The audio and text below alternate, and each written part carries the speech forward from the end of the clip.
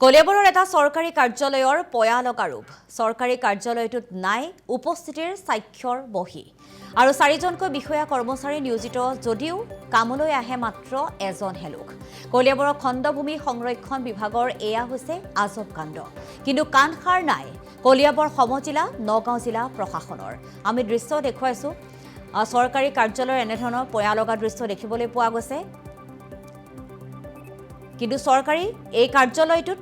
উপস্থিতিৰ কোনো স্বাক্ষৰ বহি নাই লগতে চাৰিজনকৈ বিষয়া কৰ্মচাৰী থকাৰ পাছতো মাত্ৰ এজন লোকহে আহে এই কাৰ্যালয়টোলৈ কলিয়াবৰৰ খণ্ডভূমি সংৰক্ষণ বিভাগৰ এই আজব কাণ্ড দীৰ্ঘদিনৰ পৰা চলি আছে এনেধৰণে এই কাৰ্যালয়টো কিন্তু তাৰ পাছতো কাণসাৰ নাই কলিয়াবৰ সমজিলা আৰু নগাঁও জিলা প্ৰশাসনৰ আৰু এই সন্দৰ্ভত আমাৰ সতীৰ্থ বিকাশজ্যোতি বৰুৱাৰ এক প্ৰতিবেদন আছে আগবঢ়াইছো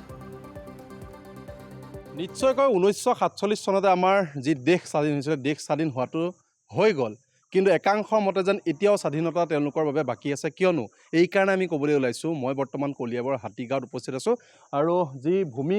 খণ্ডভূমি সংৰক্ষণ বিষয়া কাৰ্যালয় আছে মহকুমা যি সমজিলাৰ অন্তৰ্গত সেই কাৰ্যালয়ত মই বৰ্তমান উপস্থিত আছোঁ আৰু এই কাৰণে কৈছোঁ স্বাধীনতা হোৱা নাই বুলি কিয়নো ইয়াত যিগৰাকী চতুৰ্থ বৰ্গৰ কৰ্মচাৰী আছে তেওঁ নিজেই নাজানে যে বিষয়াজন আহিছিল কেতিয়া আৰু তাত কোনো ধৰণৰ ৰেজিষ্টাৰ মেইনটেইন নকৰাকৈ এই কাৰ্যালয়টো যি চৰকাৰী কাৰ্যালয়টো চলি আছে মই ভিডিঅ' জাৰ্নেলিষ্ট পাৰ্থই দেখাব সমগ্ৰ পৰিৱেশ আৰু এয়াই হৈছে খণ্ডভূমি সংৰক্ষণ বিষয়াৰ কাৰ্যালয় আৰু কলিয়াবৰ সমজিলা মহকুমাৰ অন্তৰ্গত এই কাৰ্যালয়টোৰ এটা ফুপুলা স্বৰূপ আমি দেখাবৰ বাবে গৈ আছোঁ আৰু ভিতৰলৈ যাবলৈ চেষ্টা কৰিম কিয়নো এই কাৰ্যালয়টোত কোনো দিনেই নাহে বিষয়া কৰ্মচাৰী এজন মাত্ৰ চতুৰ্থ বৰ্গৰ কৰ্মচাৰী আহে আৰু তাৰ বাহিৰে ইয়াত কোনো ধৰণৰ কৰ্মচাৰী আৰু এয়া হৈছে সেই বিষয়াজনৰ কাৰ্যালয় যিখন চকী আৰু এই চকীখন আমি এই কাৰণে কৈছোঁ কেতিয়াও নাহে বুলি আপোনাক প্ৰমাণ কৰিম আমি অসম লাইভৰ দৰ্শকসকলক প্ৰমাণ কৰিম কিয়নো এয়া হৈছে বাথৰুম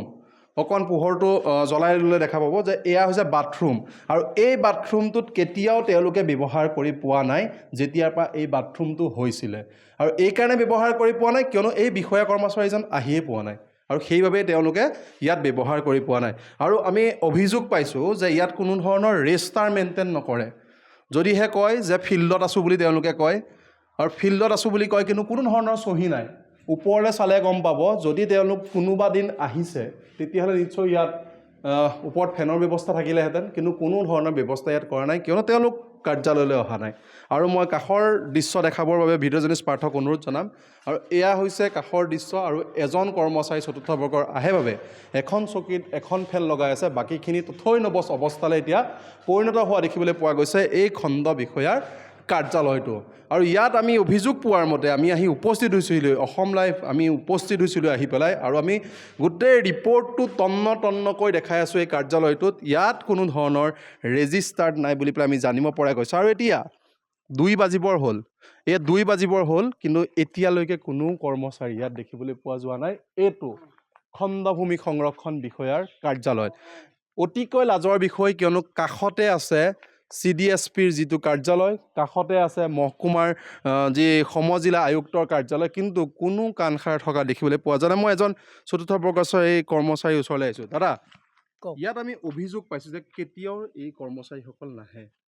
কি ক'ব আপুনি সদায় অহা দেখোঁ মই আপোনাক প্ৰায়ে আহে নহয় এইটো কথা নহয় আমাৰ ইয়াত কৰ্মচাৰী নায়েই কৰ্মচাৰী আমাৰ চাৰিজন ষ্টাফৰ তাৰ মানে এতিয়া মই ফোনেই কৰা নাই ছাৰে ফোন কৰিছে ছাৰ এতিয়া মানে হেৰিৰ পৰা আহি আছে বুলিছে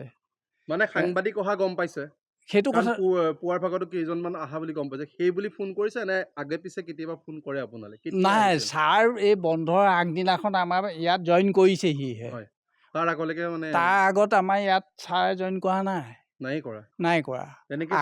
আগত তাৰমানে এই বাইদেউ এগৰাকী আছিলে বাইদেউগৰাকী ইলেকশ্যনৰ আগতে তাৰমানে ট্ৰেন্সফাৰ হৈছে গম পাইছেনে ট্ৰেন্সফাৰ হোৱাৰ পিছত তেওঁ